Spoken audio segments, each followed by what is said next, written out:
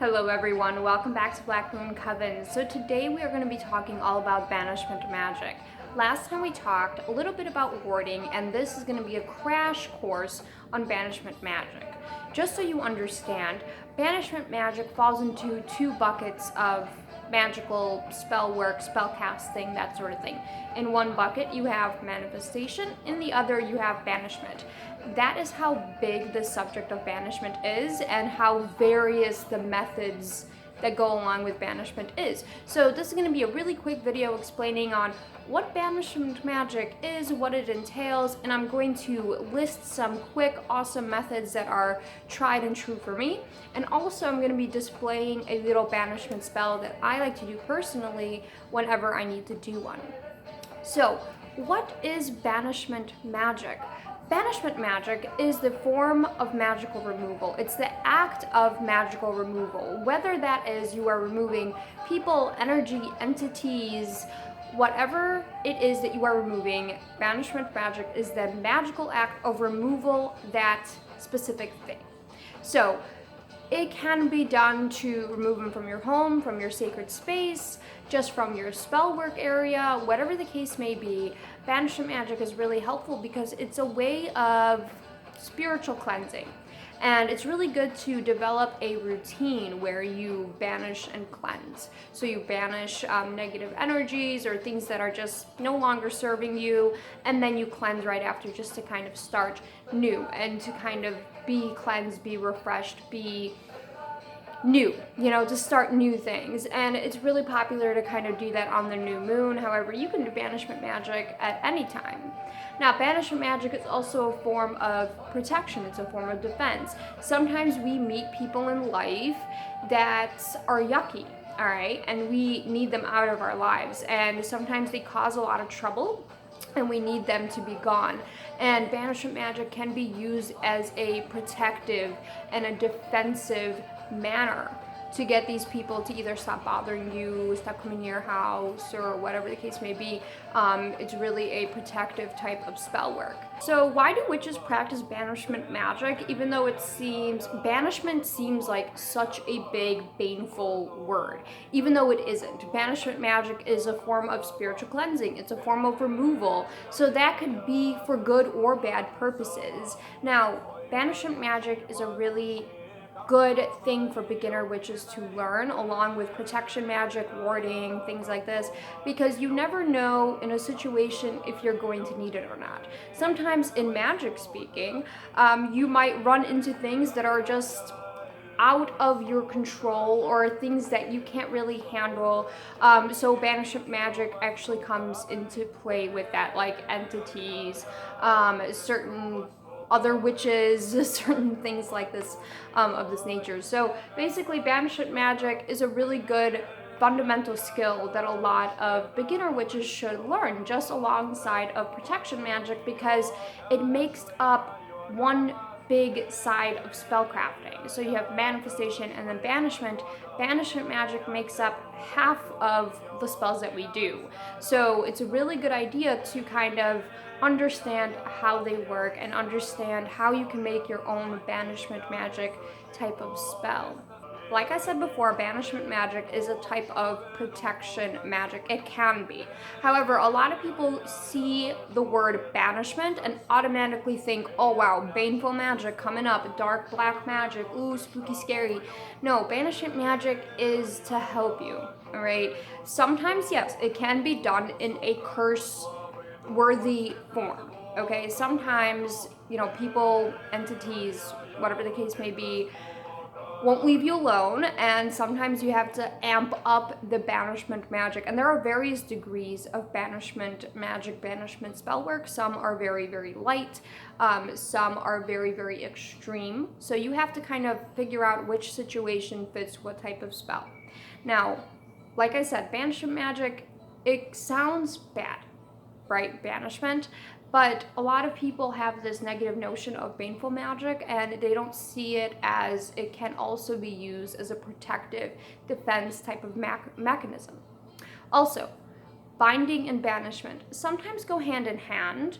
We have binding magic, where you are restricting that person's will or restricting their actions, so to speak. They're restricting their actions, usually negative actions. You're restricting their power, they have their influence over you, and then you are banishing them away out of your life. Now, oftentimes you don't have to use them simultaneously. Sometimes you can use one without using the other. But if this person is definitely worthy of, they won't leave you alone and they have this influence over you. So a common example is a stalker. So a person that is overly obsessive, won't leave you alone, then a binding spell is a really good idea because it'll restrict their actions, their influence over you, and then a banishment spell to get them out of your life.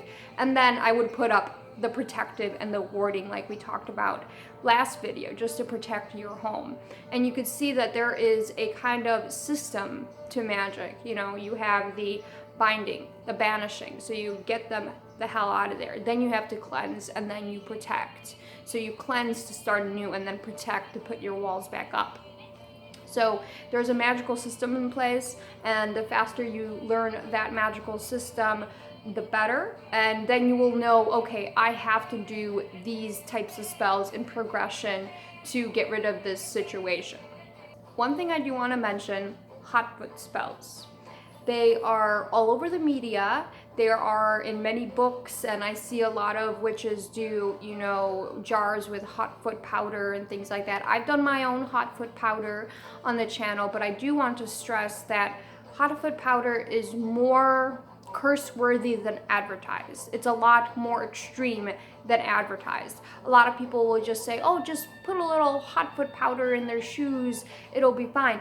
Hotfoot powder is not banishment powder. You can make banishment powder that is not, weak is the wrong word. It's less extensive than hotfoot powder. It's less damaging than hotfoot powder. Hotfoot powder makes a person lost, okay? Chances are they're going to wander about their whole life. And do you really want to be responsible for that? Now, given there are people that really do need that type of shit, all right? There are people that are out there that really do deserve that type, and I am I'm really pro-cursing. I'm a pro-cursing witch. So if there's a person out there that is justified and they need that type of working done, they're gonna do it, okay? And that's awesome. And that's awesome that you have that power and that you have that control. However, if a person, you just want them to kind of leave you alone at work, you shouldn't be using a hotfoot powder. You should be using a banishment powder or something along the lines of the other spells that I'm going to mention later. Hotfoot powder is a lot more stronger than advertised on social media. So just be very careful and kind of read more carefully into practices that you don't understand or don't know about. Just because people are posting hotfoot powder spells or spell jars or sour jars, read more into the practice just so you can understand the extensiveness and the depthness of that practice. Here are some very simple banishment methods, and then I'll follow this up with actually showing you a really awesome folk method banishment type of spell. So one of my favorite ways to do a banishment spell, and I call this the railroad rock, okay? So you go to your local, railroad or a, railroad track, train track, and you pick up a rock from that railroad. You bring it home, and this will take a couple of days, but anyways, you bring it home, you light a couple of candles, whatever you want to do to make yourself feel super witchy, but you can do it there on the scene, or you could bring it home and actually make it into a spell.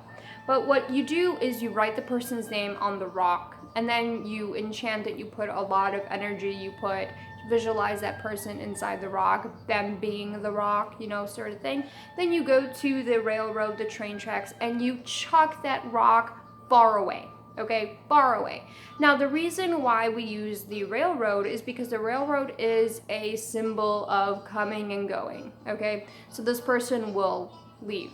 Now, you can also do this in a form of burial. So you can take the rock and you could bury it in a separate county from you, in a separate place, in the woods, wherever, just far away from you. You could also do this in the running river. So you could throw your stone in the river, and that river will represent the coming and going. So it'll represent movement. So you want that person to move away from you. Now, if you are going to throw your stone in the river, please don't use Sharpie, okay? Use like a non-toxic paint. You could just simply write your name with your finger, just visualize them in the rock, just so you don't get Sharpie in the river water, because that's not good. You don't want to be, toxing the water. But anyways, Railroad Rock, really, really easy banishment spell. You are visualizing them leaving, and you are using nature's coming and going type of situations to symbolize that. So the railroad, you are burying them in a separate place. You are using the river as a sort of guiding mechanism for where you want them to go. Another type of method that is pretty simple is after a person leaves your home, you sweep up after them and you sweep their dust, their footprints and everything out the door, okay? And you want to take that broom and sweep it all the way down to the road. Now, if you don't have a road, like I live in an apartment, so what I do is I sweep up after them when they leave the place, throw a little bit of salt down. It's good. It's cleansed. We're banished from coming in. Now, other simple banishment spells, you can write their name on a banishment candle. You could visualize them just leaving, just getting the hell away from you. Another really simple type of banishment spell is you take a piece of paper, you write down their name, their birthday, their description. Even if you have a photo, that would be great. And on the back of that photo, you write down, I banish you with haste, or get the out of here, or I don't want to see you anymore. Something that really, really elevates that type of emotion. So that's what you want to do. And then what you're going to do is you're going to burn that name paper inside of a cauldron, and those ashes you're going to throw out the window, and the wind is going to carry them. So that is my little video on banishment magic. And now I am going to display a cute little folky spell to banish anything unwanted. Okay, so for this really simple banishment spell, what you are going to need is thyme. Now, thyme is my favorite banishment herb because it's a strong banishing herb. Herbs like sage and rosemary are really good for cleansing, but thyme is really good for banishment. Is really good to get rid of things like that. So I really recommend thyme for any banishment powders or this type of spell. You're going to need some twine, and I recommend purchasing, okay, for this is from the dollar store, so really cheap, but the twine is very rough. It's burlappy, and this is what I use for my bindings, for my banishment spells, because you don't want to use a nice satiny ribbon to make the person feel comfortable. You want it to be itchy. You want it to be gross. You want it to be really uncomfortable to wear, and that's what you want in this type of spell. You're going to need a pen, a paper, and a knife, and a potato. Now, the potato is really underwhelming in both a food and a magical utensil. However, in the hands of a magical practitioner, a potato can be limitless. You can use the potato for manifestation, for banishment. The potato has basically 2 stages. It sprouts, so you can use it for manifestation, for divination, for different other things, and it rots, so you can use it for banishment, for getting rid of things unwanted. So there is a whole thing of potato magic. Maybe we'll do a video on different potato spells, but you can use a potato in a variety of different spell work. So for this spell, we are going to be cutting the potato in a way to basically banish this person. So what you're going to do is start out with your petition paper, your name paper. So we're just going to write Jane Doe and, birthday, whatever, it doesn't really matter. And on top of that, I like to do a banishment seal, or just get the hell out, or whatever, something that really focuses a lot of energy into the spell. So I'm just gonna say, get the hell out. Okay. You take your potato, and be careful. Any younger witches, if you are not skilled with a knife, be very, very careful. You don't want to hurt yourself. I don't want you to hurt yourself. So you're going to be making a slit in the potato. You're not going to be cutting it in half. Don't cut it in half. So you take the potato, cut it at an angle, and cut it like almost all the way through the half, and then do a slit going the other way to make it really angled until they meet, and then you could pry it kind of out. Okay, so we have a slit in it, a little triangle slit.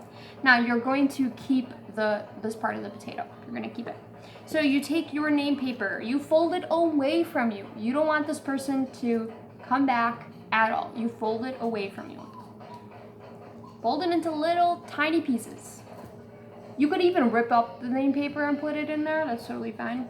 So you put the name paper in, you take your time, and it's gonna get a little messy, but that's witchcraft, it's messy. And you're going to stuff it with thyme.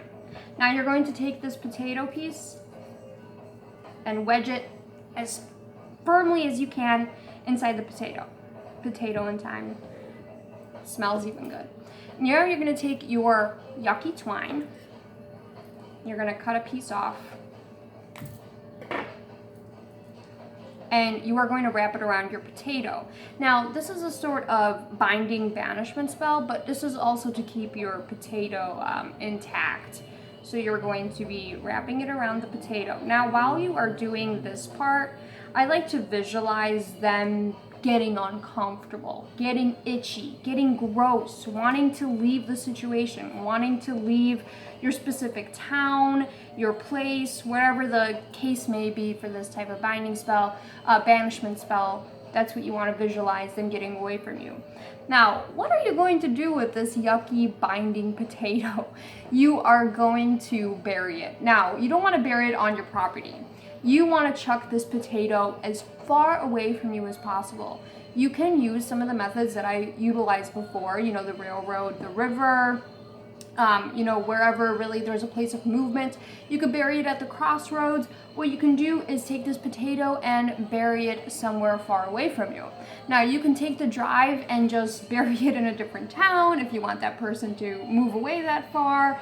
Or if it's a person at work, bury it at another job, you know? Bury it somewhere else. Bury it at another person's house. Whatever the case may be, don't bury it on your property because this is a banishment spell. As the potato rots, which it will do underground, that person will slowly be banished away.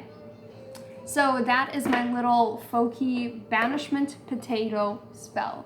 Hopefully everyone enjoyed this video. Follow me on all the social media down below. Join the awesome aminos that I've listed. They are Black Moon Coven approved. Listen to the Bitchy Witchies podcast. I am going to be on it yet again today. We're going to be talking all about necromancy. So definitely listen up for that. I will be posting the episode once it's up. And yeah, until next time, have a lovely rest of your day.